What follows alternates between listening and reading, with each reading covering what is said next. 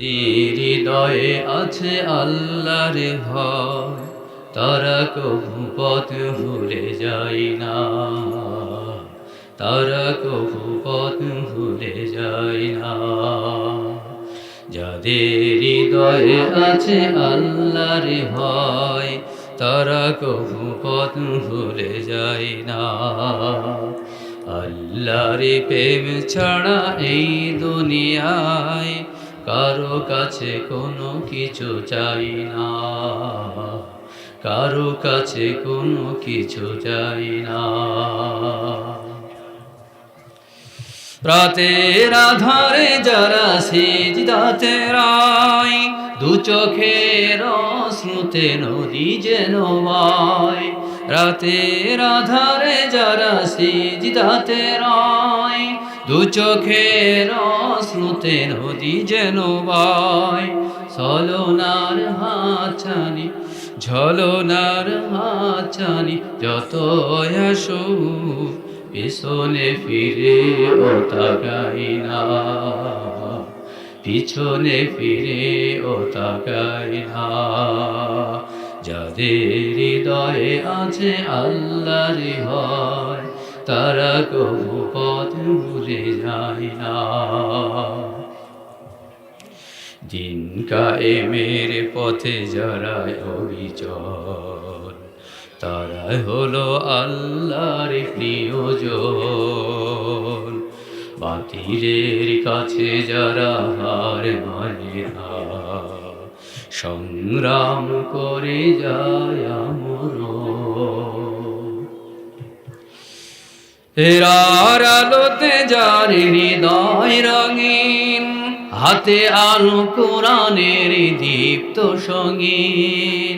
হেরার আলোতে যার হৃদয় রঙিন, হাতে আলো কোরআনের দীপ্ত সঙ্গীন। সত্যের পথে যারা নিবেদিত প্রাণ, সত্যের পথে যারা নিবেদিত প্রাণ, শত্রুকে কভু ভয় পায় না, শত্রুকে কভু ভয় পায় না। যাদের হৃদয়ে আছে আল্লাহর ভয়, তারা কভু পথ ভুলে যায় না, তারা কভু পথ ভুলে যায় না। আল্লাহর প্রেম ছাড়া এই দুনিয়ায় কারো কাছে কোনো কিছু চাই না, কারো কাছে কোনো কিছু চাই না।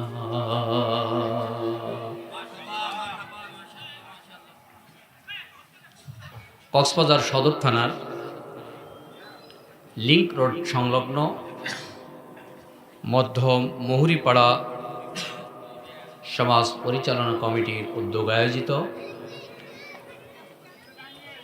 ঐতিহাসিক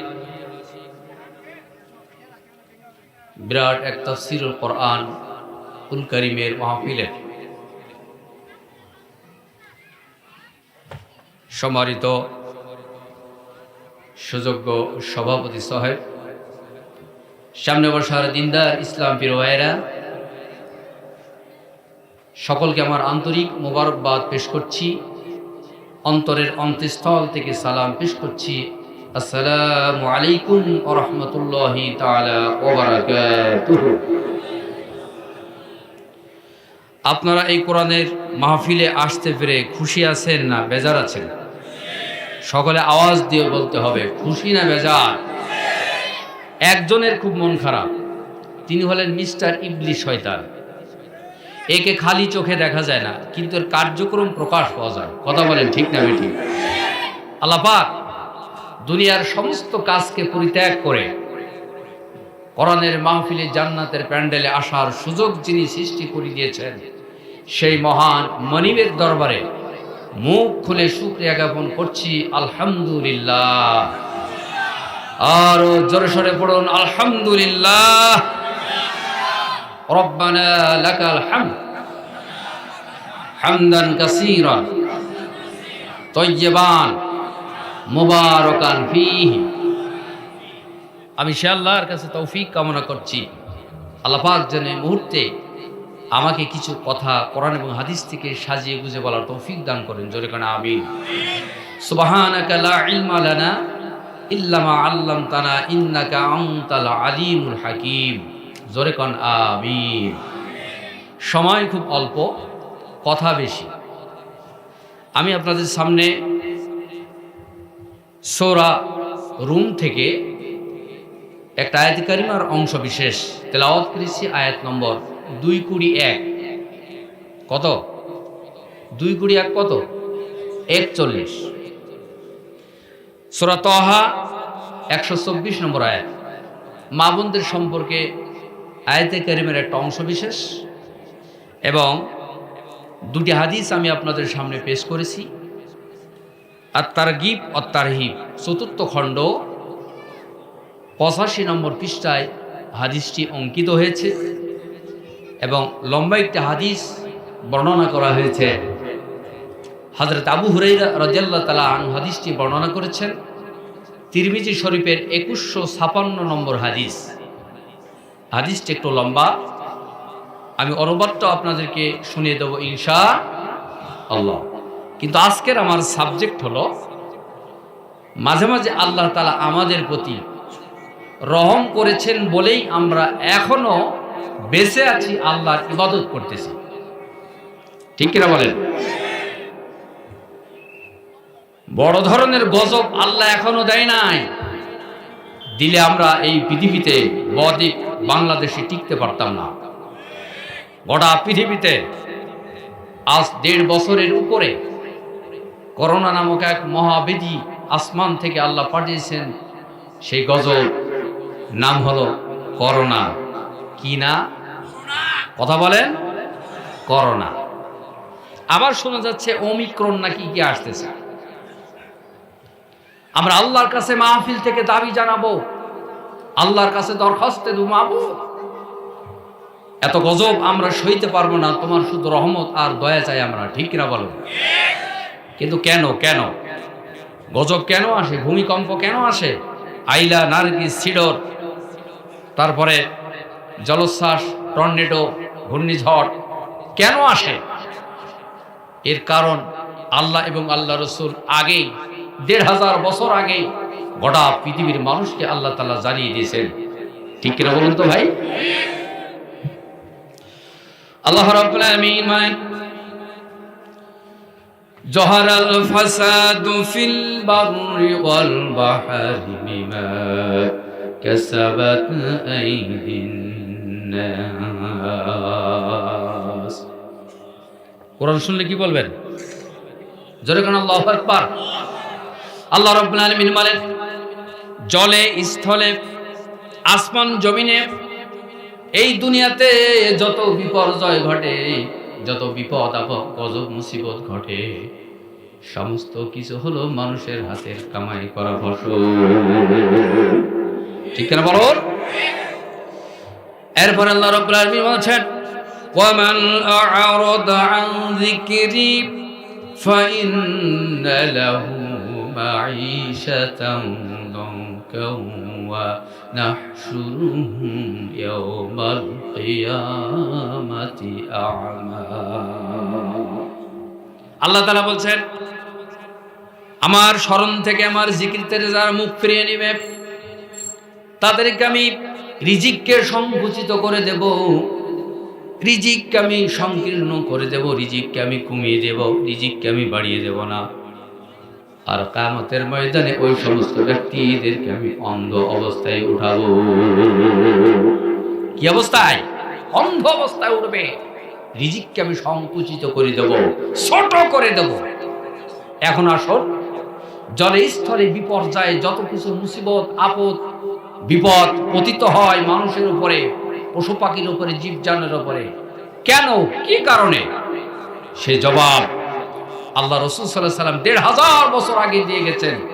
15টা পাপের মাত্রা যদি সমাজ রাষ্ট্রে ছড়িয়ে পড়ে তাহলে তাদের উপরে বিপদ, আপদ, মুসিবত, গজব, টর্নেডো, ঝড়, সাইক্লোন, ভূমিকম্প, আইলা, নার্গিস, সিডর, যত প্রকার বিপদ আছে, করোনা বলেন, ওমিক্রন বলেন, সব নাজিল হতে থাকবে।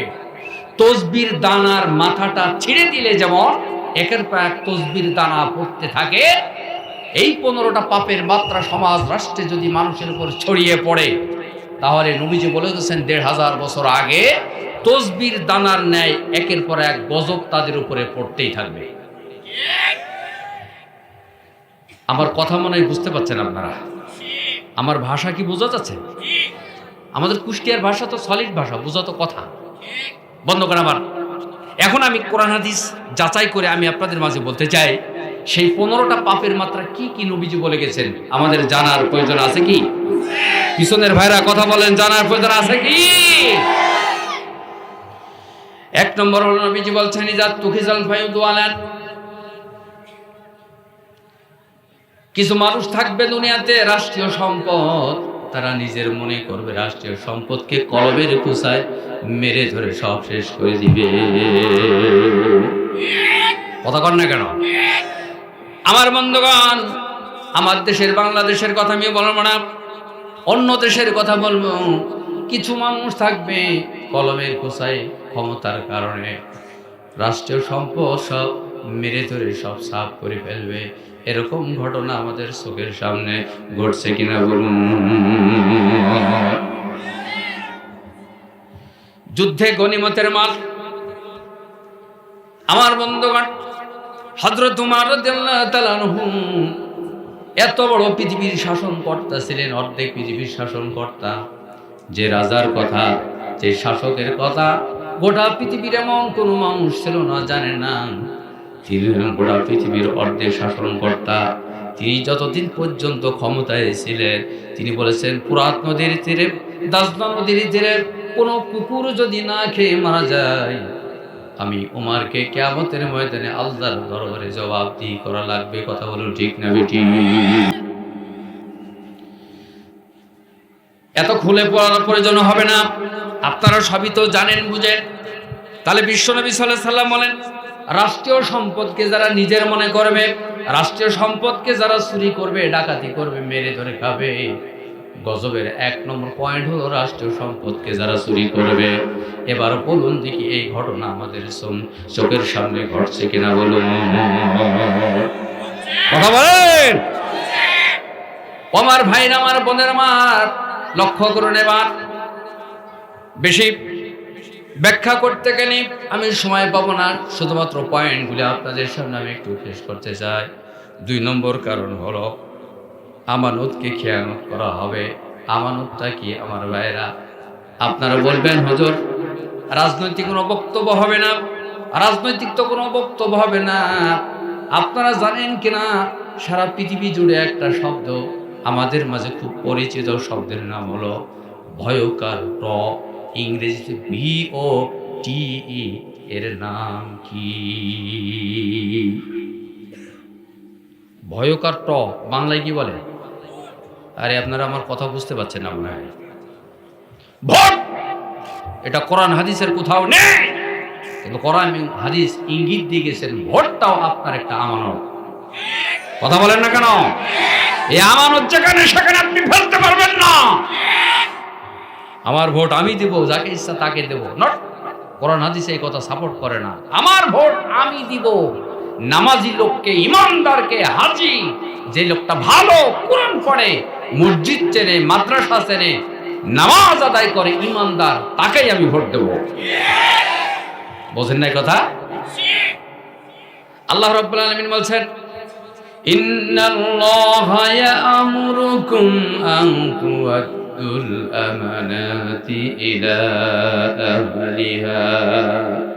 নিশ্চয় আল্লাহ রাব্বুল আলামিন, ইন্না মানে নিশ্চয়, ইন্নাল্লাহ নিশ্চয় আল্লাহ তাআলা, ইয়া'মুরুকুম নির্দেশ দিচ্ছে, ইম্পারেটিভ করছে, আদেশ করছে তোমাদের আমানতকে যথোপযুক্ত জায়গায় তোমরা দিয়ে দাও, প্রাপ্য বুঝিয়ে দাও।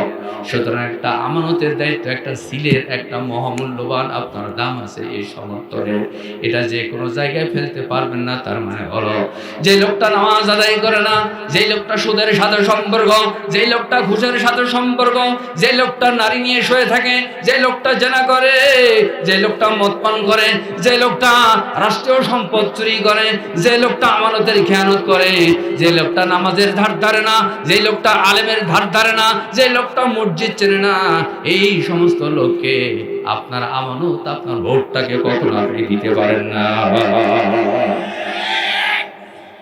সূরা মায়েদা 2 নম্বর আয়াত খুলে দেখেন, আল্লাহ পাক বলেছেন 6 নম্বর পারা, ওয়া তাআওয়ানু আলাল বিররি ওয়াত তাকওয়া ওয়া লা তাআওয়ানু আলাল ইসমি ওয়াল উদওয়ান। কি ব্যাপার, কোরআন শোনার পরে কি বলবেন? আল্লাহু আকবার, চিল্লায়ে বলুন আল্লাহু আকবার। আল্লাহ বলছে ভালো কাজে সহযোগিতা করো, যেটা পাপের কাজ, যেটা নোংরা, ওই কাজে তোমরা সহযোগিতা করো। কথা কি ক্লিয়ার? এবার আসেন তাহলে, আল্লাহর নবী যে 1500 বছর আগে বললেন যে আমানতের খেয়ানত করা হবে, মানুষ আমানতের খেয়ানত করবে, এটা কিছু মনে করবে না। আপনি এলাকার এমপি কে ভোট দিয়েছেন, চেয়ারম্যান সাহেবকে ভোট দিয়েছেন, মেম্বার সাহেবকে ভোট দিয়েছেন। চেয়ারম্যান ক্ষমতা পাওয়ার কারণে এই ময়দানে বা পাশে মমতা শিল্পীকে গানের জন্য নিয়ে আসলো, আইয়ুব বাসু জেমস হাসানকে নিয়ে আসলো গানের জন্য, নর্তকী নিয়ে আনা হলো, গান বাজনা করা হলো। গান বাজনা যেখানে হয় সেখানে আল্লাহ রহমত নাজিল হয় না, গোনা ছাড়া কিছু হতে পারে না। যুবকদের চরিত্র নষ্ট ছাড়া কিছু হতে পারে না। তাহলে এই যে গানের অনুষ্ঠান আপনি ক্ষমতায় পাওয়ার কারণে আপনার অনুমতিতে হলো, এর যত গুনাহ হবে সব চেয়ারম্যান কিংবা মেম্বার বা এমপি সাহেবের আমলনামায় জমা হবে। এবার আছেন, যেই চেয়ারম্যান আপনার ভোট পেয়ে ক্ষমতা পেয়েছে, তিনি কোরআনুল কারীমের এই মাহফিলের যিনি অনুমতি দিয়েছেন, আজকের মাহফিলের, তার আমলনামায় পূর্ণ সওয়াব আল্লাহ পাক তাকে দান করবে। ঠিক কিনা বলুন? তাহলে আপনার আমানতকে আপনি বিনষ্ট করতে পারবেন না। এই কথাই 1500 বছর আগে রাসূল আকরাম সাল্লাল্লাহু আলাইহি সাল্লাম গোটা পৃথিবীর মানুষকে জানিয়ে দিয়েছেন যে ওয়াল আমানাতু মাগনামান, আমানতকে খেয়ানত করা হবে। তাহলে আমাদের আমানতটাকে পূর্ণ মাত্রায় আমরা ইসলামের পক্ষে, কোরআন হাদিসের পক্ষে রায় দেব, সাপোর্ট করব। ঠিক কিনা বলেন? 3 নম্বর কারণ আল্লাহ নবী বলেছেন ওয়াজ যাকাতু মাগনামান, ধনী লোকরা যাকাত দিতে যাবে না সহজে, জরিমানা মনে করবে যাকাত দেওয়াটাকে। ধনী মানুষ মনে করবে এতগুলি টাকা আমি যাকাত দেব, আমার জরিমানা চলে গেল। আমাদের বাংলাদেশে যত শ্রেণীর ধনী মানুষ আছে, সব ধনী মানুষরা যদি তাদের টাকাগুলোকে এক জায়গায় করত, পূর্ণ মাত্রায় যদি যাকাত হিসাব করে আদায় করা হতো, বাংলাদেশের বুকে একটা গরিব মানুষ থাকতো না। পরিসংখ্যানবিদ যারা আছেন তারা নির্ণয় করেছেন, সমস্ত ধনী মানুষগুলি যদি যাকাতের অর্থগুলি যদি এক জায়গায় করা হতো, তাহলে প্রত্যেকটা মানুষ বাংলাদেশে একটা গরিব থাকতো না। মাথা পিছু প্রত্যেকটা মানুষের 2 তলা করে বাড়ি হয়ে যেত। আমার ভাইয়েরা, আজকে ধনী মানুষ যদি যাকাত পরিপূর্ণভাবে সুন্দর করে যাকাত আদায় করত, তাহলে কোনো গরিব মানুষ বস্তিতে থাকতে পারতো না, কোনো গরিব মানুষের পেটে অন্যের খাবারের অভাব হতো না, কোনো গরিব মানুষের বস্ত্রের কোনো অভাব হতো না। তাহলে যাকাতের পূর্ণ গুরুত্বপূর্ণ একটা ইবাদত। আল্লাহ রাব্বুল আলামিন আকিমুস সালাহ যেখানে বলেছে ওয়া আতুজ যাকাত, যাকাতের কথা সেখানে যোগ করে দিয়েছেন। তার মানে হলো নামাজ প্রতিষ্ঠার পাশাপাশি আপনাকে যাকাত পূর্ণভাবে আদায় করতে হবে, তাহলে সমাজে কোনো দরিদ্র থাকবে না, অভাব থাকবে না। আমার মনে হয় ওয়াজ বুঝাইতে পারছেন, আপনারা কি কথা বুঝছেন নাকি? তাহলে ধনী মানুষ যাকাত দাওকে জরিমানা মনে করবে, এই একটা গজবের কারণ, এই একটা আযাবের কারণ। 4 নম্বর আল্লাহ নবী বলেছেন ওয়াতুল্লিমালি গায়রিদ দ্বীন, দিন বিবর্জিত শিক্ষাকে চালু করা হবে। কোরআন হাদিসের শিক্ষা বাদ দিয়ে অন্য শিক্ষার দিকে মানুষ হুড় করে দৌড়াবে। আগুন বাগুন ঘোড়াটুন সাজে ঢাকঢোল সাজুর বাজে, আই ছেলেরা আই মেয়েরা ফুল তুলিতে যায়, ফুলের মালা গলায় দিয়ে শ্বশুর বাড়ি যায়। শিক্ষা আছে না নাই?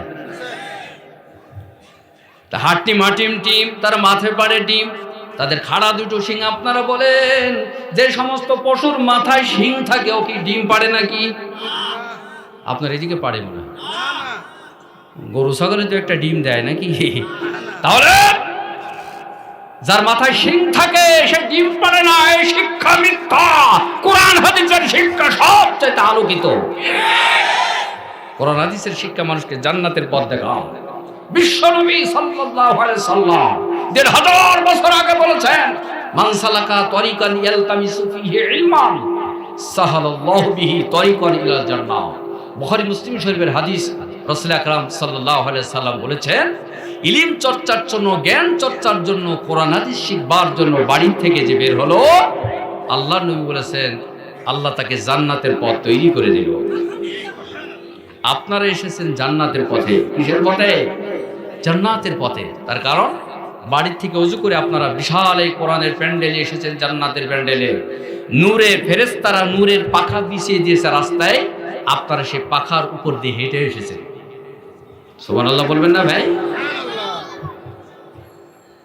ফিকরাতু সাআতিন খায়রুম মিনাদ দুনিয়া।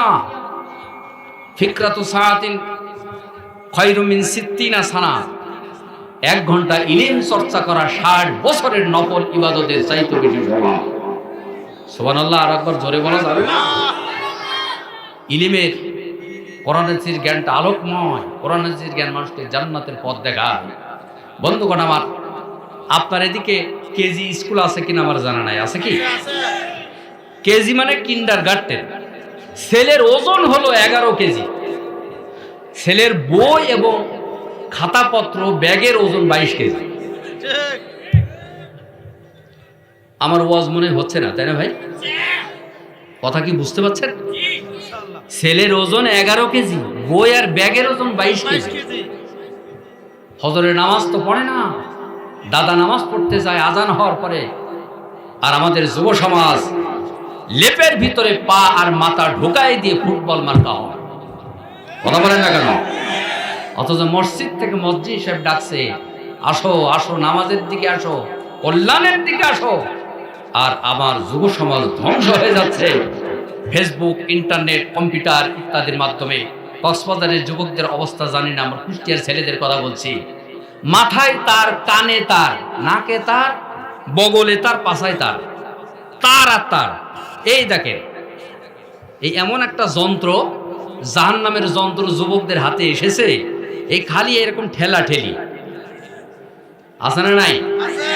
খালি ঠেলতেই আছে, ঠেলে যে কোথায় নিয়ে যাচ্ছে আল্লাহ জানে, ঠেলতেই আছে।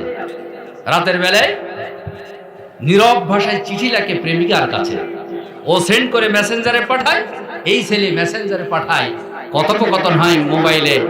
লেপের ভিতরে মা বাপ টের না পেলেও, দুনিয়ার কেউ টের না পেলেও, আমার মহান আল্লাহ তাআলা সব কিছু, ইন্নাল্লাহ আলিমুম বিযাতিস সুদূর, সব টের পাচ্ছে। আপনাদের খারাপ লাগছে না? ভাই আসবেন।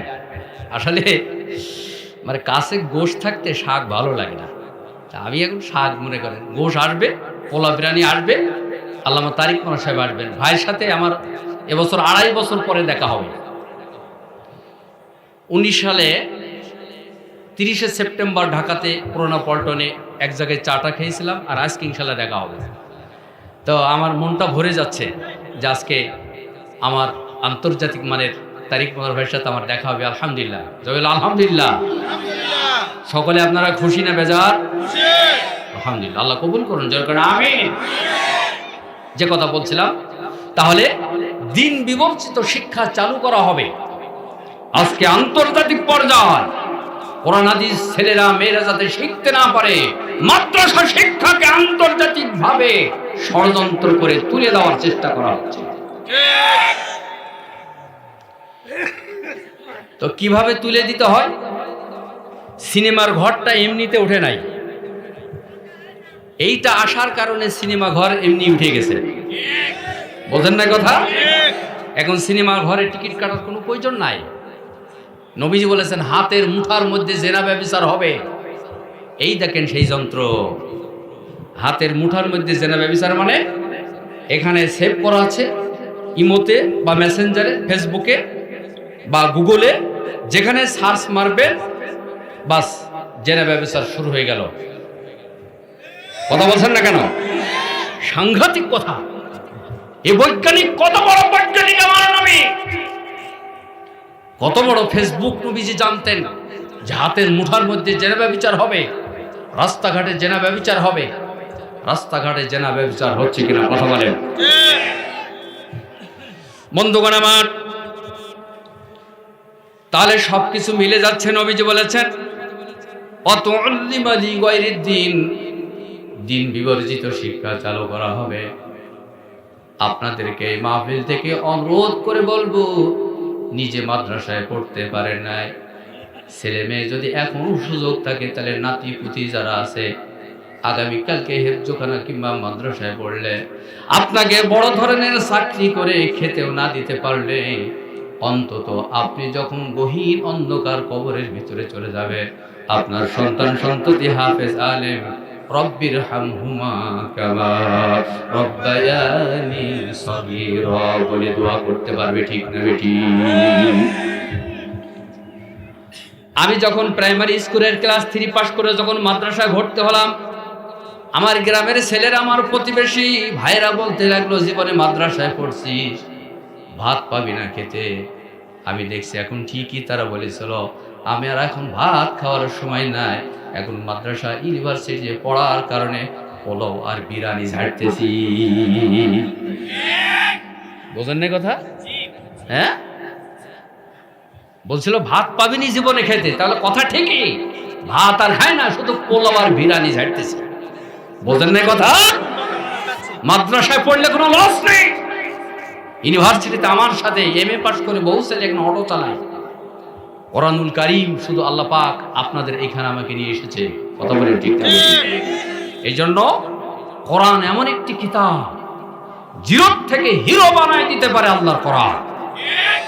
হযরত ওমর ছিল চোর, সন্ত্রাসী, ডাকাত, চাঁদাবাজ। সে হযরত ওমর কোরআনের কাছে ফিরে আসার কারণে হযরত ওমর হয়ে গেলেন জিরো থেকে হিরো, অর্ধ পৃথিবীর শাসনকর্তা হয়ে গেলেন। নবীজি বললেন, আমার পরে যদি কেউ নবী হতো তাহলে হযরত ওমর হতো। সুবহানাল্লাহ জোরে না? 10 জন মানুষকে আল্লাহ তাআলা জান্নাতের সার্টিফিকেট দিয়েছেন, তার ভিতরে হযরত ওমরের রোল নাম্বার হলো 2। 1 নম্বর হযরত আবু বকর সিদ্দিক রাদিয়াল্লাহু তাআলা আনহু, 2 নম্বর হযরত ওমর রাদিয়াল্লাহু তাআলা আনহু। আগেই পৃথিবীতে আল্লাহ পাক জান্নাতের সার্টিফিকেট দিয়ে বলেই দিয়েছেন, এরা জান্নাতি, এরা জান্নাতি, এরা জান্নাতি। চিৎকার দিয়ে জোরে বলুন সুবহানাল্লাহ। আপনারা জ্ঞানী গুণী মানুষ, আকেল ইশারায়, জ্ঞানী মানুষ, পণ্ডিত মানুষ ইশারায় বোঝে, আপনারা বুঝে নেবেন। তাহলে এ পর্যন্ত আমরা যে কথাটি বলতে চাই সেটি হলো, কোরআন হাদিসের শিক্ষা বাদ দিতে হবে না, কোরআন হাদিসের শিক্ষা আমাদের জীবনের জন্য জড়িয়ে নিতে হবে। কথা বলে জড়িয়ে নিতে হবে। এই জন্য আপনি যাই পড়েন, স্কুলে পড়েন, কলেজে পড়ান, ইউনিভার্সিটিতে পড়ান, ইঞ্জিনিয়ার বানান, ডাক্তার বানান, কোনো আপত্তি নেই, কিন্তু আপনার এই দেহের ভিতরে কোরআন নামক সিম কার্ড ঢোকাতে হবে। আজকে এই কোরআনের শিক্ষা না থাকার কারণে আজকে আমাদের সমাজের ছেলে মেয়েরা নষ্ট হয়ে গেল। আজকে আমাদের কিছু কিছু মানুষ ইসলামের বিরুদ্ধে কথা বলতেছে, আলেমদের বিরুদ্ধে কথা বলতেছে, নবীদের বিরুদ্ধে কথা বলতেছে, হক্কানি ওলামাদের বিরুদ্ধে কথা বলছে, হক্কানি পীর সাহেবদের বিরুদ্ধে কথা বলছে। রাষ্ট্রের সংবিধানে ইসলাম থাকবে না একথা বলছে, এই কারণে ওর দেহের ভিতরে কোরআনের কোনো অংশ না। কোরআনের পক্ষে থাকবেন, বেঁচে যাবেন, কোরআনের বিপক্ষে জাগবেন, বিপদে পড়বেন। কথা বলেন ঠিক না বেটি? বন্ধুগণ আমার, এবার নবীজি বলেছেন 5 নম্বর কারণ, সেটা হলো ওয়া আতার রাজুল ইমরাতাহু, স্ত্রীর কথা অনুযায়ী স্বামী চলাফেরা করবে।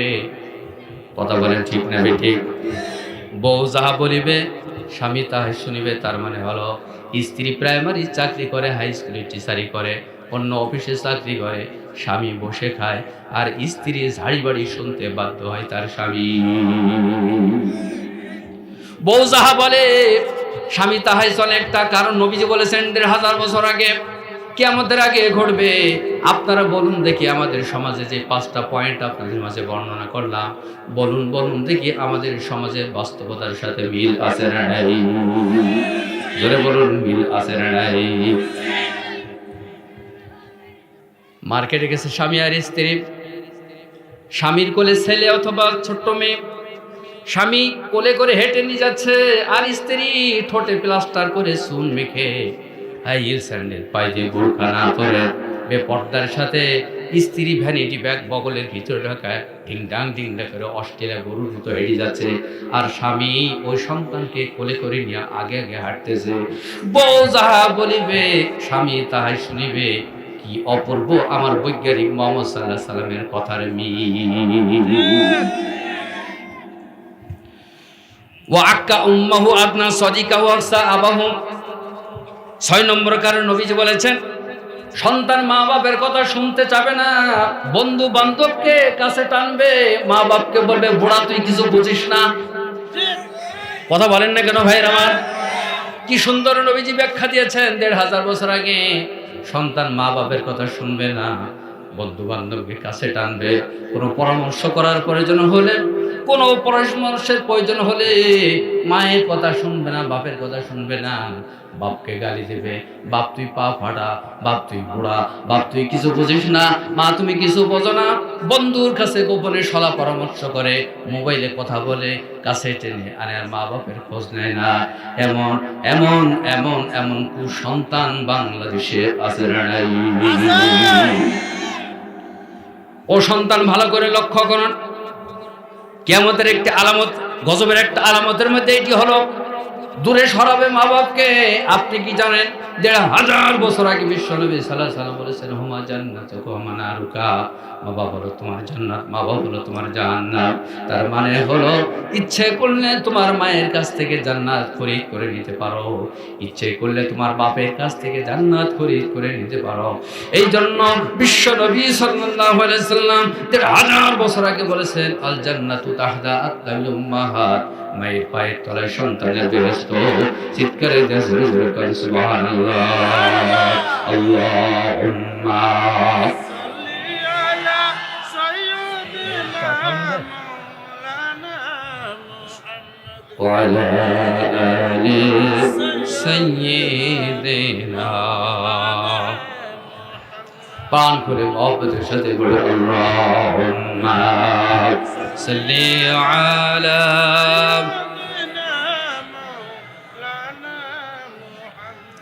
ওয়া আলা আলি সাইয়্যিদিনা। আল্লাহ ছাড়া মাবুদ নাই, রসুল ছাড়া নেতা নাই, আল্লাহ ছাড়া মাবুদ নাই, রসুল ছাড়া নেতা নাই, ইসলাম ছাড়া নাই রে কোনো দিন। সেই দিনে আজ হও রে শামিল কুল্লু মুসলিমিন। আল্লাহ ছাড়া মাবুদ নাই, রসুল ছাড়া নেতা নাই, ইসলাম ছাড়া নাই রে কোনো দিন। সেই দিনে আজ হও রে শামিল কুল্লু মুসলিমিন। কালেমা ছাড়া ঈমান নাই, ঈমান ছাড়া আমল নাই, আমল ছাড়া হয় না কেউ মুমিন। সেই আমলের হওরে পাগল কুল্লু মুসলিমিন। আল্লাহ ছাড়া মাবুদ নাই, রসুল ছাড়া নেতা নাই, ইসলাম ছাড়া নাই রে কোনো দিন। সেই দিনে আজ হওরে শামিল কুল্লু মুসলিমিন। নারে আল্লাহু আকবার। আল কোরআনের আলো করে করে আলো। কুরআন পড়ো, হাদিস পড়ো, পড়ো দিনিব, ঈমান আনো, আমল করো, নবী করো শো। মরিলে বাঁচার উপায় নাই, রোজ হাসরে ধরবেন সাই, শরীয়ত না মানলে থাকে না দিন। সেই দিনে আজ হওরে শামিল কুল্লু মুসলিমিন। আল্লাহ ছাড়া মাবুদ নাই, রসুল ছাড়া নেতা নাই, ইসলাম ছাড়া নাই রে কোনো দিন। সেই দিনে আজ হওরে শামিল কুল্লু মুসলিমিন।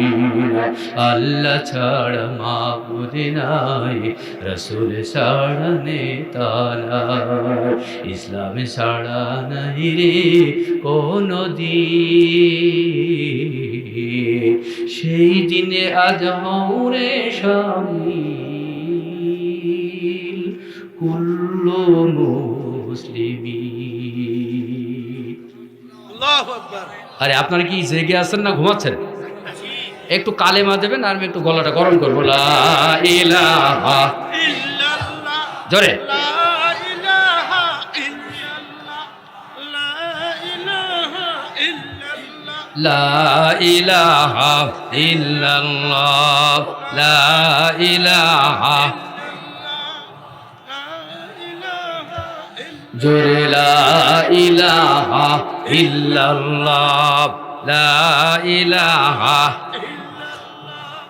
লা ইলাহা ইল্লাল্লাহ মুহাম্মাদুর রাসূলুল্লাহ।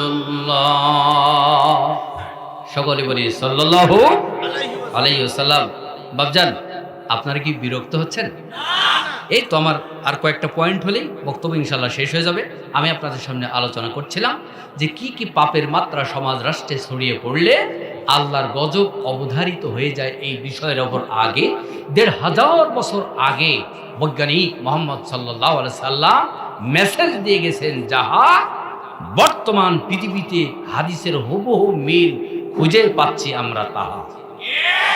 কথা বলেন ঠিক না বেঠিক? তাহলে সন্তান মা বাপকে চিনতে চাবে না। লম্বা একটা ঘটনা ছিল, আমি ওদিকে যাব না, সময়ের স্বল্পতা।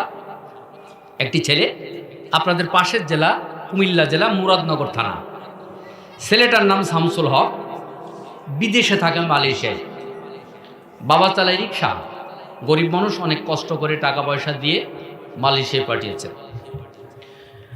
মালয়েশিয়ায় যাওয়ার পরে দীর্ঘদিন পর্যন্ত মা বাপের কোনো খোঁজ নেয় না। বাধ্য হয়ে বাপ মুরব্বী কী করবেন, তার মা বেঁচে আছে, তার মাকে খাওয়াবে, কি খাওয়াবে? ঢাকা শহরে আসছে রিক্সা চালাতে। বাপ রিক্সা নিয়ে বিমানবন্দর গেটে দাঁড়িয়ে আছেন যাত্রী নেওয়ার জন্য, প্যাসেঞ্জার নেওয়ার জন্য। ৫-৭ বছর পরে ওই ছেলেটি শামসুল হক টাই পরে, কোট পরে, ব্যাগ লেগেজ নিয়ে মালয়েশিয়ার থেকে ঘন ঘন করে বিমানে করে উড়ে এসে ঢাকা আন্তর্জাতিক বিমানবন্দরে নামলেন। কি ভাব সব! রিক্সাওয়ালা দাঁড়িয়ে আছে, মুরব্বী বলছে, হ্যাঁ রিক্সাওয়ালা যাবেন? কয় যাবো বাবা। কোথায় যাবেন? কয় উত্তরা অমুক নম্বর সেক্টরে, এত নম্বর রোডে। চলেন বাবা। বউ কিন্তু ঢাকা শহরে রাখছে, হাজার হাজার টাকা ইনকাম করে বউর কাছে পাঠায়, মা বাবার জীবনে খোঁজ নেয় না। ছেলেটি বলছেন, রিক্সাওয়ালা ভাড়া কত? ওই ভাড়া বাবা বেশি না, 50 টাকা। ঠিক আছে চলো। ব্যাগ লেগেছে এবং কোনো ব্রিজে উঠারে রিক্সার উপরে। তখন তো চার্জারে রিক্সা ওঠে নাই, ঘরমাক্ত হয়ে যাচ্ছে, মুরব্বী মানুষ এরকম রিক্সা চালায় আস্তে আস্তে। আর সাহেব শামসুল হক বলতেছে, চাচা দেরি হয়ে যাচ্ছে, তাড়াতাড়ি রিক্সাটা তাড়াতাড়ি মারে।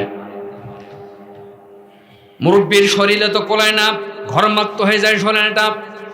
হায়রে সর্বনাশ! ছেলে বারবার এরকম ঠেলে, চাচা তাড়াতাড়ি চলেন, চাচা তাড়াতাড়ি চলেন। এবার যখন পৌঁছে গেল তার ঠিক নির্দিষ্ট জায়গায়, ছেলেটা বলছে, বাবা রিক্সা ভাড়াটা দেয়া দেন। ছেলেটা আবার পকেট থেকে রিক্সা ভাড়া দিয়ে দেয়। মুরব্বী বলছেন, বাবা তোমার বাড়ি কোথায়, গিয়ে একটু পরিচয় দেওয়া যায় নাকি? বেয়াদবি হলে ক্ষমা করে দিও। শামসুল হক বলতেছেন, আমার পরিচয় দিয়ে তোমার তো কোনো লাভ নেই, আমি মালয়েশিয়ায় থাকি, আমার নাম হলো শামসুল হক। মুরব্বী বলছেন, বাবা তোমার গ্রামের বাড়ি কোথায়, কোন দেশের মানুষ, তুমি কোন জেলার মানুষ? শামসুল হক বলতেছে, আমার বাড়ি কুমিল্লা জেলা মুরাদনগর থানায় অমুক গ্রামে। মুরব্বী বলছেন, বাবা তোমার বাপের নাম কি কে একটু বলতে পারবা নাকি? বললা, আমার বাপের নাম হলো আব্দুল্লাহ। মায়ের নাম কি ফাতেমা? বললো, তোমার আব্দুল্লাহ বাবা কি বেঁচে আছে নাকি? তুমি কি খবর টবর জানো নাকি? ছেলেটা বলছেন, বাবা এত কথার তো দরকার নাই। মুরব্বী যখন 50টা টাকা পেয়ে রিক্সা টেনে আস্তে আস্তে আস্তে করে যখন এগোচ্ছে, পিছন থেকে আবার ছেলেটার দিকে তাকায়, চোখ দিয়ে পানি দরদর করে গড়িয়ে পড়ে। বাবা তোমার সাথে কথা না বলে পারে না, একটুখানি দাঁড়াও, তোমার বাসায় ঢোকার আগে আবার একটু কথা তুমি শুনে রাখো। বাবা তুমি আমার চেহারাটার দিকে একবার নজর করে দেখো, আমাকে তুমি চিনতে পারো নাকি? শামসুল হক বলছেন, চাচা আপনাকে একটুখানি চিনা চিনা মনে হয়। বলল, তোমার বাবা যদি আব্দুল্লাহ হয়, মা যদি ফাতেমা হয়, তুমি ভালো করে তাকিয়ে দেখো বাবা, তোমার বাবাকে এই মুহূর্তের জন্য মালয়েশিয়ায় দীর্ঘদিন তুমি থাকো, অনেক কষ্ট করে আমি তোমাকে ঢাকা পাঠিয়েছিলাম। একটু আমার শরীরের দিকে বারবার লক্ষ্য করে তুমি তাকিয়ে দেখো, চিনতে পারো নাকি?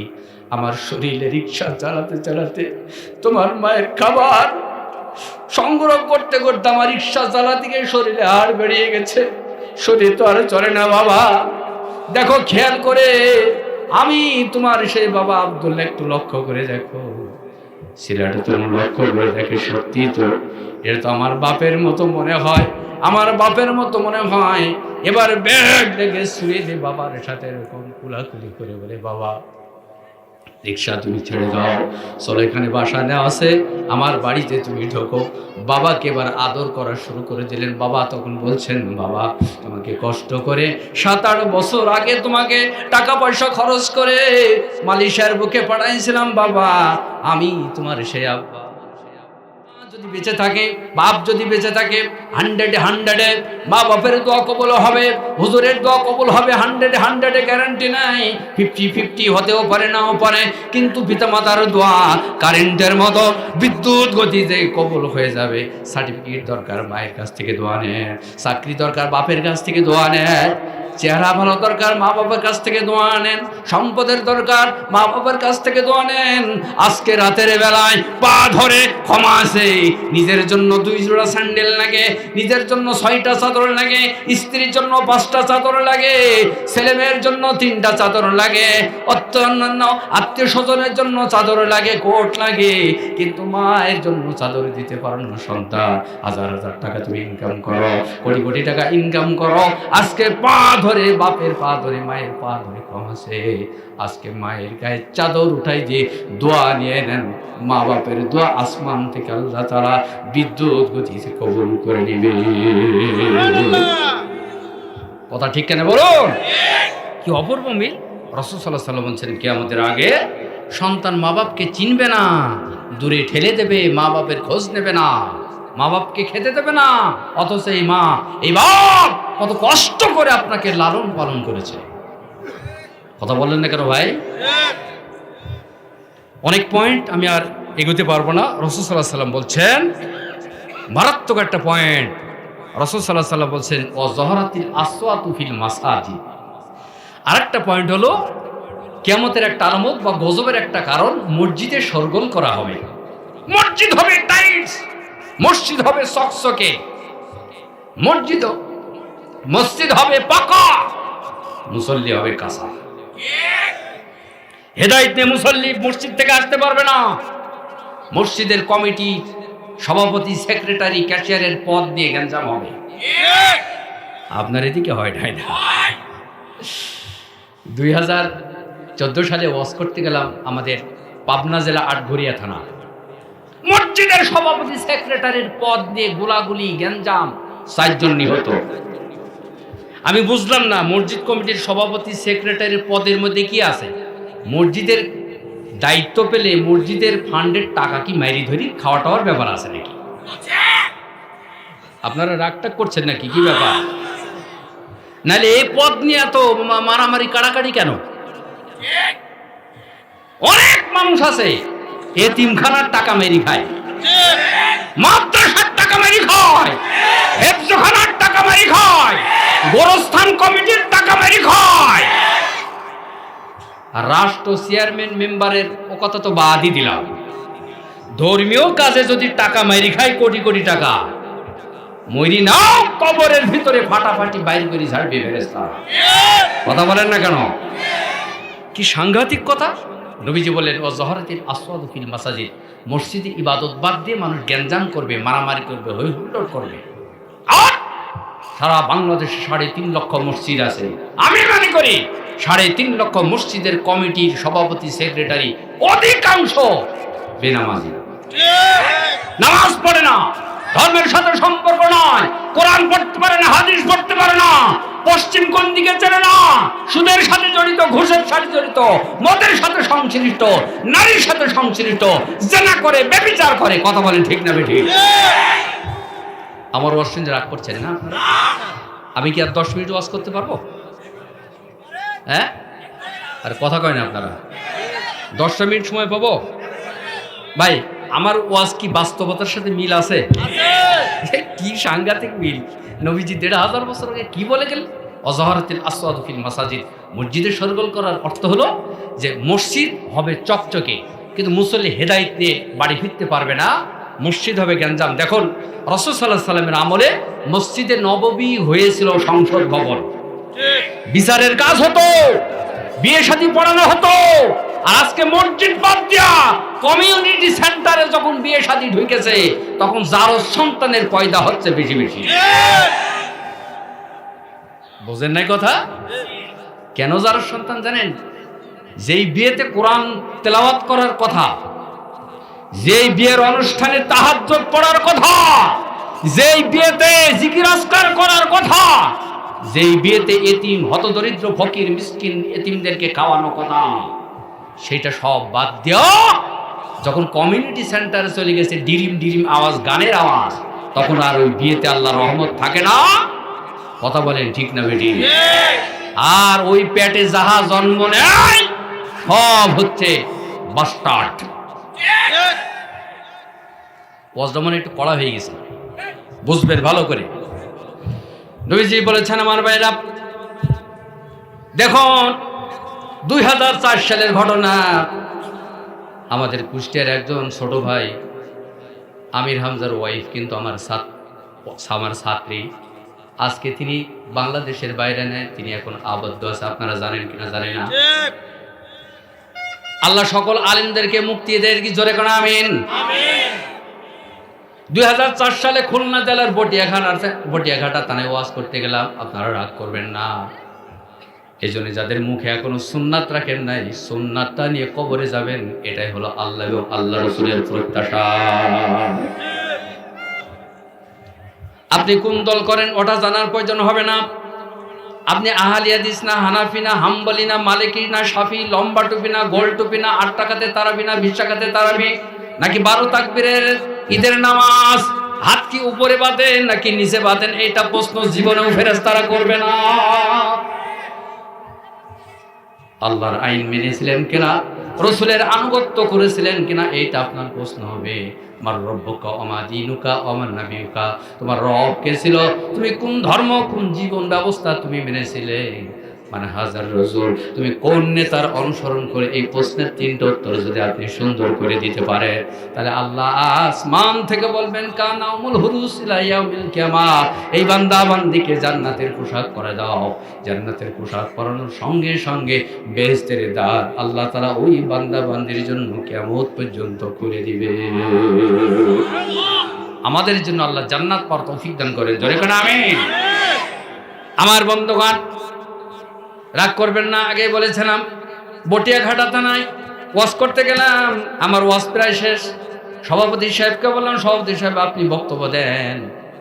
সভাপতি সাহেবের মুখে দেখলাম হাইব্রিড গোপ বোঝেন নাকি, সাদা পাঞ্জাবি পায়জামা পরা, মুখে নেই দাড়ি, ভালো কথা। দোয়া করি আমি বললাম সভাপতি সাহেব আপনি বক্তব্য দেন। এবার মাইকে বক্তব্য দেওয়া শুরু করেছে, আউযু বিল্লাহি শাইতানির রাজিম, বিসমিল্লাহির রহমানির রহিম, আজকের মাহফিলের সভাপতি হতে পেরে আজকে আমি খুব গর্ববতী।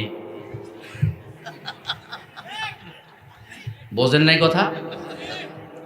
আমার মাথাটা প করে ঘুরে উঠছে, কে বলে কি রে? আমি তো জানি আমাদের মাদের পেটে সন্তান 8 মাস 10 মাস যাই থাকি, সেই সমস্ত মায়েদের গর্ভবতী মা বলে, কিন্তু সভাপতি বলছে আমি গর্ভবতী, তার মানে পরে বুঝলাম যে না, যেহেতু নবীজি বলেছেন কিয়ামতের আগে গজবের একটা কারণ হলো ইলমকে উঠিয়ে নেওয়া হবে, মূর্খতা বেশি বেশি চেপে বসবে, যোগ্য স্থানে অযোগ্য লোক ক্ষমতায় বসবে, এটা পাপের কারণ। কোরআনের মাহফিলের সভাপতি হবে কোরআনে যিনি পারদর্শী, একজন কামিল মাদ্রাসার প্রিন্সিপাল, ভাদির মাদ্রাসার প্রিন্সিপাল, হেফজখানার হাফেজ, একজন হাজি সাহেব, ভালো মানুষ। অধিকাংশ সময় দেখা যায় আমাদের কোরআনের মাহফিলের সভাপতি হয়, জীবনেও কোরআন পড়তে পারে না, নামাজ তো পড়েই না, আছে না নাই? আসলে উনি বলবে যে আজকের মাহফিলের সভাপতি হতে পেরে আমি গর্বিত। গর্বিত না হয় কয় আমি গর্ভবতী, তার মানে ভাষা স্লিপ কাটছে, হয়তো ভাষা জ্ঞান নাই। কথা বলেন না কেন ভাই? আজকে এই গর্ভবতী মার্কা কিছু লোক সমাজ নষ্টে থাকার কারণে আল্লাহর গজব তাসবির দানার না একের পর এক আসমান থেকে নাজিল হচ্ছে। রাগ করছেন বন্ধুগণ আমার? এবার রাসূল সাল্লাল্লাহু আলাইহি ওয়াসাল্লাম বলেছেন ওয়াজহারাতিল আসওয়াদু ফিল মাসাজিদ, তাহলে মসজিদ ঘরে সলগল করা হবে। আরেকটা কথা যোগ করতে চাই আমার ভাইরা, আপনারা লক্ষ্য করবেন অধিকাংশ মসজিদে নামাজ হয় কিনা আমার একটু সন্দেহ হয়। প্রশ্ন করবেন হুজুর কেন? মসজিদের টাইলসে সুদ আছে, যাই নামাজের সুদ আছে। বলবেন হুজুর সে আবার কি কথা? একটা বড় ধরনের সুদ করে চোর বাটপার মসজিদে 3 লক্ষ টাকার টাইলস দিয়েছে, তার মানে টাইলসেও সুদ আছে। 4 টাকার চা 8 টাকার গরম দেয়। সভাপতি তো নামাজ পড়ে না জীবনেও, কমিটির লোক নামাজ পড়ে না অধিকাংশ, ইমাম সাহেবের মধ্যে ঝাড়ি বাড়ি নাই। কথা বলেন না কেন? এ কাজ করবেন না। ইমাম হলো আল্লাহর নবীর উত্তরসূরি, আলেমরা হলো নবীদের উত্তরসূরি। আলেমদেরকে সম্মান করুন। নবীজি বলেছেন কোন আলেমান আও মুতাআল্লিমান, আলেম হও অথবা আলেমের ছাত্র হও, আলেমের ওযুর পানি টেনে দাও, আলেমকে টাকা দাও, আলেমকে বাড়ি করে দাও, আলেমের ওযুর পানি টেনে দাও, আলেমকে 2 পথ এগিয়ে দাও, আপনার কিসমত ভাগ্য আল্লাহ রাব্বুল আলামিন করে দিবেন। আমার ভাইরা, এবার নবীজি বলেছেন আরেকটা পয়েন্টের কথা, ওয়াসাদাল কবিলাতা ফাসিকুহুম, সমাজে যে লোকটা নিকৃষ্ট, যার জন্মের ঠিক নাই, ও হবে নেতা। তো ঝামেলা হয়ে গেল। কি সাংঘাতিক কথা! নবীজি বলছেন সাইয়েদ মানে নেতা, সাইয়েদ থেকে সাদাল কবিলা মানে গোত্র, কবিলা মানে রাষ্ট্র, কবিলা মানে জাতি, কবিলা মানে হলো গোষ্ঠী। সেই গোত্রের নেতা হবে যে লোকটা নামাজ পড়বে না, ধর্মের সাথে সম্পর্ক থাকবে না, ওই লোকটা নেতা হবে আমাদের সমাজে। আছে না নাই? সভাপতি সাহেব যে সুন্দর চেয়ারটায় বসে আছে, এই চেয়ারটায় যদি একটা ধাড়ি ছাগল বা পাটি ছাগল বা খাসি ছাগল যদি এখানে বসাই দেওয়া যায়, বলুন দেখি চেয়ারের মান থাকে নাকি? সুন্দর চেয়ার, সুন্দর কেদারা। বিশ্বনবী যেই চেয়ারে বসেছিলেন, ওই চেয়ারটা মহা অধিষ্ঠিতর ভালো একটা চেয়ার। ওই চেয়ারে যে লোকটা নামাজ পড়ে না, সুদ খায়, ঘুষ খায়, চোর বাটপার, রাষ্ট্রের টাকা মাইরি খায়, ওই লোকটাকে যদি এই চেয়ারে দেওয়া যায়, এ হলো ছাগলের ন্যায় হয়ে যাবে। নবী বলেছেন ওয়াসাদাল কবিলাতা ফাসিকু, সমাজের ফাসিক ওই লোকটা নেতা হবে। আমার নবীজি কেমন নেতা ছিলেন দেখে। আমি তো বলি বস্তা চেনেন নাকি? আপনাদের কক্সবাজারে কি বস্তা আছে? বস্তার তলা খুঁজে পাওয়া যায়, আর আমাদের সমাজে কিছু জাতীয় লোক আছে তাদের তলা খুঁজে পাওয়া যায় না, রাষ্ট্রের সম্পদ মেরে খায়। তারপরে কালভার্ট, ব্রিজ, সেতু, রেল লাইনের টাকা, গমের টাকা, ধানের টাকা, ইউনিয়নের টাকা, চেয়ারম্যানের টাকা পেটের মধ্যে ঢোকায়। কথা বলেন আছে না নাই? আমার নেতা নবীজি কেমন ছিলেন লক্ষ্য করুন আমার ভাইরা। শাওয়াহিদুন নবুয়তের কিতাব থেকে বলছি 59 নম্বর পৃষ্ঠা। যার কাছে কোনো কিতাব থাকলে আপনি লক্ষ্য করে দেখবেন, একজন রাবী বর্ণনা করেছেন, বিশ্বনবী সাহাবীদেরকে নিয়ে বসে আছে দারুল, যেখানে সাহাবায়ে কেরাম ইলম চর্চা করেছেন। যার এক নম্বর হচ্ছিল হযরত আবু হুরায়রা রাদিয়াল্লাহু তাআলা আনহু। 5478টা হাদিস বর্ণনা করেছেন। আকসারুর রাবী যাকে বলা হয়, 70 জন সাহাবা সবসময় কোরআন হাদিসের চর্চা করতেন। কি খাবে কি করবে এই চিন্তা তাদের ছিল না। বিশ্বনবী সাল্লাল্লাহু আলাইহি সাল্লাম যা বলতেন চাতক পাখি নবীজির কণ্ঠ থেকে সব কিছু তারা শুনে শুনে তাদের ব্রেন মগজে ঢুকে নিত, আর বাস্তব জীবনে সাহাবারা আমল করে নিত। সুবহানাল্লাহ। নবীজি বসে আছেন, আমার নেতা কেমন ছিলেন দেখেন। একজন বুড়িমা নতুন ছাগলের দুধ দহন করে নবীজির সামনে বলছেন, ইয়া রাসূলুল্লাহ, হাবিবাল্লাহ, আমার নতুন ছাগলের দুধ আমি দহন করেছি, আমি পণ করলাম, নিয়ত করলাম বিশ্ব নবীকে না খাওয়ানো পর্যন্ত এই দুধ আমি এক পান করবো না, এক ফোঁটা। এই জন্য হুজুর গো, নতুন ছাগলের দুধ আপনাকে আমি দিলাম, আপনি নিজে খাবেন এবং আপনার সাহাবীদের মাঝে বন্টন করে দিবেন। আমাদের সমাজে এই জিনিসটা এখনো চালু আছে। কোনো কোনো সমাজে দেখা যায় নতুন গাছের ডাব, নতুন গাছের লাউ। এখনো বহু মানুষ আলেম ওলামা ইমামদারকে ভালোবাসে। নতুন গাছের ডাব, নতুন গাছের লাউ, নতুন কোনো ফল হলে দেখবেন জুমার দিন ইমাম সাহেবকে হাতে দিয়ে দেয়, হুজুর আপনি নিজে খান। কথা বলেন আছে না নাই? বুড়িমা চিন্তা করলেন, নতুন ছাগলের দুধ আমি নিজে খাবো না, বিশ্ব নবীকে আগে পান করাবো। নবীজির হাতে দিয়ে বলছেন, ইয়া রাসূলুল্লাহ, হাবিবাল্লাহ, আপনি নিজে খাবেন এবং সাহাবাদের মাঝে আপনি পান বন্টন করে দিবে। হুজুর বললেন, আবু হুরায়রা, সকলে তোমরা লাইন দিয়ে বসে যাও। আবু হুরায়রা সব সাহাবীদেরকে লাইন করে বসাই দিলেন। আল্লাহ নবী দুধটা তুলে ধরে বলেন, আবু হুরায়রা, তুমি আগে নিজে পান করো অথবা প্রত্যেকের মুখে তুলে ধরো। আবু হুরায়রা রাদিয়াল্লাহু তাআলা বলছেন, হুজুর আমি স্যাক্রিফাইস করতে চাই, লাব্বাইকা সাদাই, হুজুর আপনার কদমে আমার জীবন কুরবানি হোক, আমি নিজে খাবো না। প্রত্যেকটা সাহাবীর মুখে এরকম দুধ খুলে তুলে ধরলেন। দুধ ধরে ধরতে ধরতে নবীজি বললেন, প্রত্যেকজনের খাওয়া কি শেষ নাকি? আবু হুরায়রা রাদিয়াল্লাহু তাআলা বলছেন, ইয়া রাসূলুল্লাহ, হাবিবাল্লাহ, প্রত্যেক সাহাবী পান করেছে। নবীজি বললেন, গ্লাসের ভিতরে এখনো দুধ আছে নাকি? হযরত আবু হুরায়রা রাদিয়াল্লাহু তাআলা বললেন, রাসূলুল্লাহ, হাবিবাল্লাহ, যেই পরিমাণ গিলাসে আপনি দুধ দিয়েছিলেন 70 জন সাহাবা দুধ পান করার পরেও এখন গ্লাসের ভিতরে অর্ধেক পরিমাণ দুধ আছে। হুজুর বলেন, আবু হুরায়রা, বাকি দুধটা তুমি পান করে নাও। হযরত আবু হুরায়রা রাদিয়াল্লাহু তাআলা বাকি দুধটা পান করলেন। পাল্টা প্রশ্ন করলেন নবীজি, ও আবু হুরায়রা, যে গ্লাসের ভিতরে অর্ধেক পরিমাণ দুধ ছিল তুমি কি পান করেছো নাকি? বলল, হুজুর আমি এখনো পান করেছি, গ্লাসের ভিতরে এখনো দুধ আছে নাকি? আবু হুরায়রা রাদিয়াল্লাহু তাআলা বললেন, রাসূলুল্লাহ, ইয়া হাবিবাল্লাহ, যে পরিমাণ দুধ আপনাকে দেখে আমি পান করলাম অর্ধেক পরিমাণ এখনো গ্লাসের ভিতরে অবশিষ্ট দুধ আছে। হুজুর বললেন, বাকি দুধটা আমাকে দিয়ে দাও। হুজুর বাকি দুধটা পান করলেন। আবু হুরায়রা বললেন, রাসূলুল্লাহ, হাবিবাল্লাহ, গ্লাসের ভিতরে এখনো দুধ আছে নাকি? নবীজি বললেন, এখনো আমি পান করার পরেও, তোমরা পান করার পরেও যেই পরিমাণ গ্লাসের ভিতরে দুধ আছে এখনো 70,000 লোককে দুধ পান করানো যাবে, দুধ একটাও শেষ হবে না। লিল্লাহি তাকবীর, নারে তাকবীর। আমার নেতা তোমার নেতা, লিল্লাহি তাকবীর। বাড়ি কি বিরক্ত হয়ে গেছেন? আসবেন, প্রথমে আমার এখন চলে আসবেন। আমার আর কয়েকটা পয়েন্ট বললে ইনশাল্লাহ আলোচনাও শেষ হয়ে যাবে। আর কয়েকটা পয়েন্ট আছে যে কথা বলছিলাম। তাহলে কি সাংঘাতিক ব্যাপার, রাসূল সাল্লাল্লাহু আলাইহি সাল্লামের জীবনটাই ছিল বরকতময়। জোরে বলেন সুবহানাল্লাহ।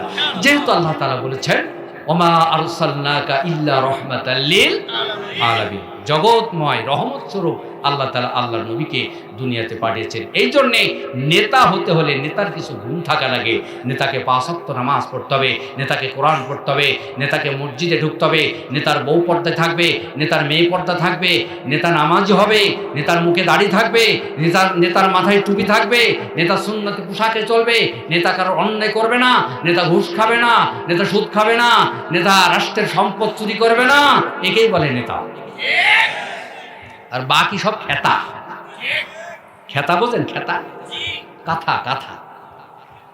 বন্ধুগণ আমার, এবার আসুন, আপনারা না বললে নয়।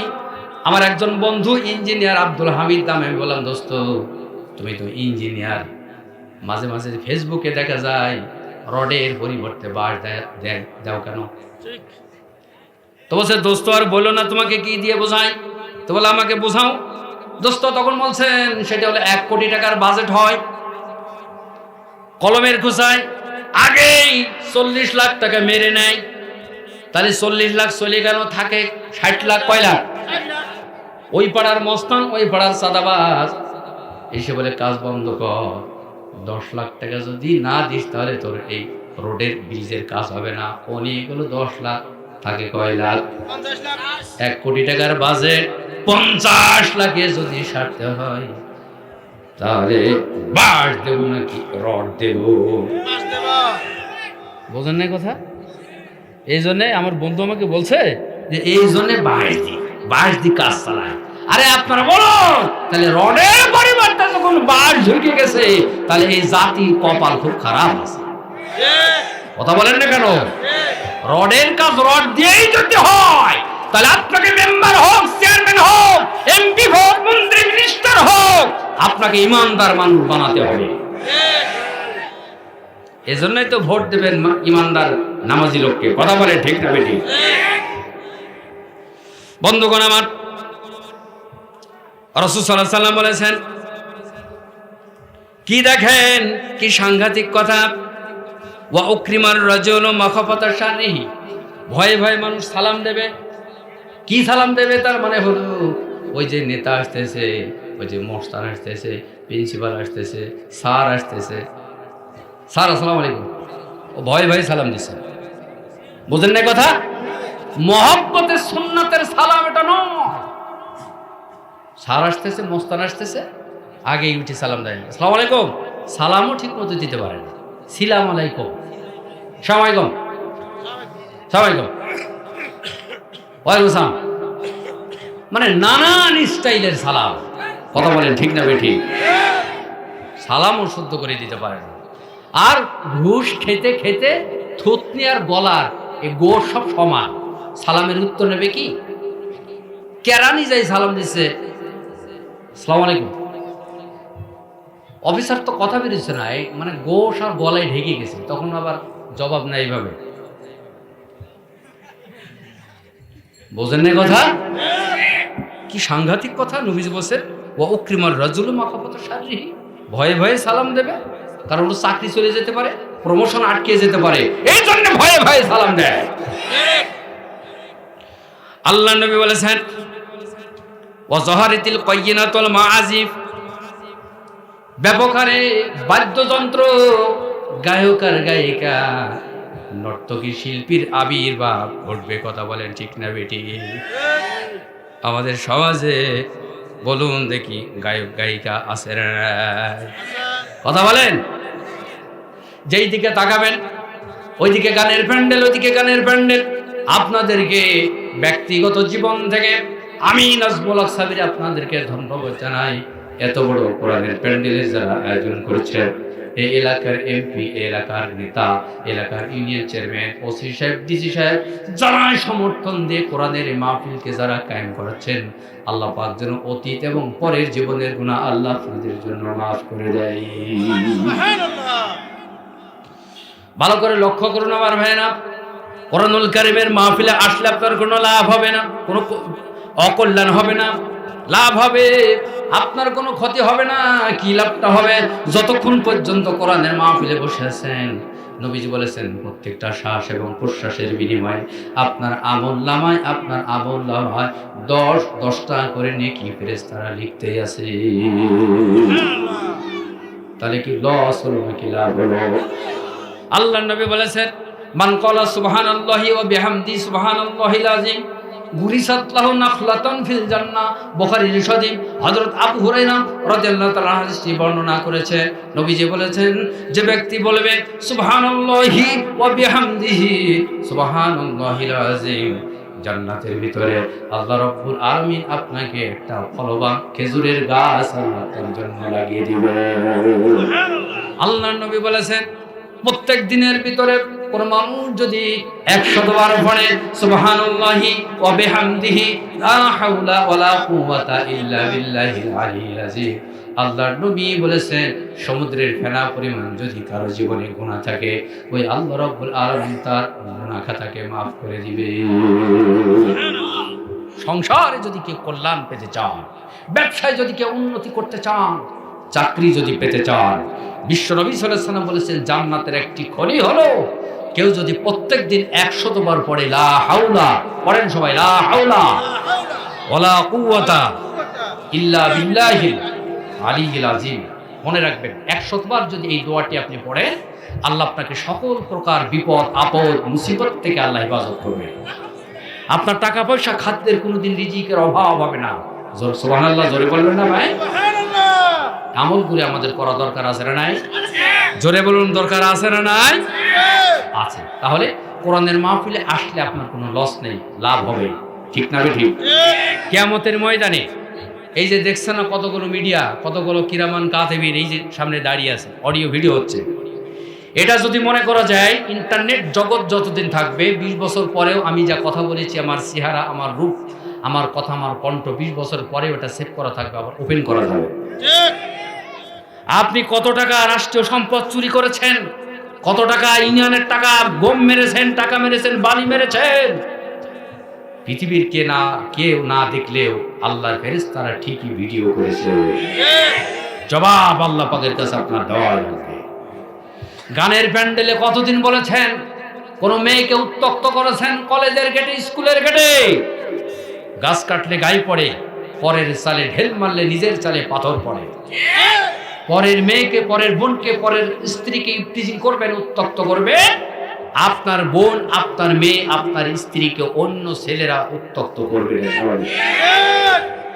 কক্সবাজারের ছেলেরা খুব ভালো, এরা তো মোটে কালো মেয়েদের সাথে কথাই কয় না। আমার কুষ্টিয়ার ছেলেদের কথা, আরে বাপরে কি যে ব্যাপার! আমি লক্ষ্য করে দেখেছি স্কুল কলেজের মেয়েরা যখন রাস্তা দিয়ে যায়, তখন 8-10 জন যুবক ছেলে দেখবেন স্কিন টাইট প্যান্ট পরে রাস্তার মোড়ে মোড়ে দাঁড়িয়ে থাকে। ছেলেরা তো আজকাল ইয়াবা, হিরোইন, গাঁজা, ফেন্সিডিল, মদ খেতে খেতে খেতে শরীরের বুকের সামনে কয়টা হাড়, 36টা না 72টা গুনে দেখা যায়। চোখের ভিতরে 1/2 কেজি চাউল ধরবে, চোখ গিছে গর্তে। মাজার বারান্দা নাই, বারান্দা শেষ যুবকের। আইজি যদি বারান্দা না থাকে মিয়া বিয়ে করবা হবে। এরকম যুবক আছে না নাই? খাপ খাপ করে চুল কাটে, আবার এই দিক থেকে চুল সেটে সেটে ওই খেজুর গাছ যেমন ঝরে না, খেজুর গাছের ডালের মতো মাথার উপর যুবকরা আজকে চুল রাখতেছে। শুকরের ঘাড়ে, শুকরের গায়ে যেভাবে লোম থাকে, চুল থাকে, বাংলার কিছু কিছু যুবক শুকরের মতো চুল রাখতেছে মাথার উপরে। কথা বলেন ঠিক না বেটি? ও যুবক, ফিরে আসো আল্লাহর দিকে, ফিরে আসো নবীজির পথে, ফিরে আসো আল্লাহ রাসূলের পথে, ফিরে আসো মসজিদের দিকে। মসজিদ তোমাকে ডাকছে, ইসলাম তোমাকে ডাকছে, খাব্বাব খুবাইব তোমাকে ডাকছে, হযরত উমরের উত্তরসূরি তুমি, ইমাম আবু হানিফার উত্তরসূরি তুমি। আসো, তুমি জান্নাত তোমাকে ডাকতেছে বারবার, আসো আসো জান্নাতের দিকে। যুবকদেরকে আমি অনুরোধ করব, ভাই অন্য কোনো বোন, অন্য মেয়েকে ডিস্টার্ব না করে, উত্তক্ত না করে সোজা আপনি ঢুকবেন মসজিদ ঘরে নামাজের জন্য। আল্লাহ আপনাকে বরকতের মধ্যে রেখে দেবে। রাগ করছেন নাকি ভাই? মুয়াজ্জিন বারবার ডাকছে কিন্তু আপনি যাচ্ছেন না। কোথায় ডাকছে মসজিদ? কথা বলেন, নামাজের দিকে, মসজিদে। কোথায়? মসজিদে। আল্লাহু আকবার,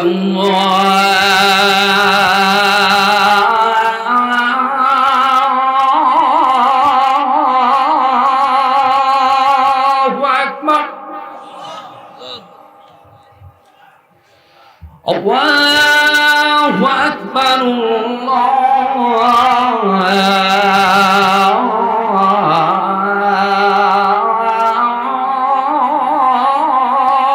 Akbar. Ashhadu an la ilaha illallah.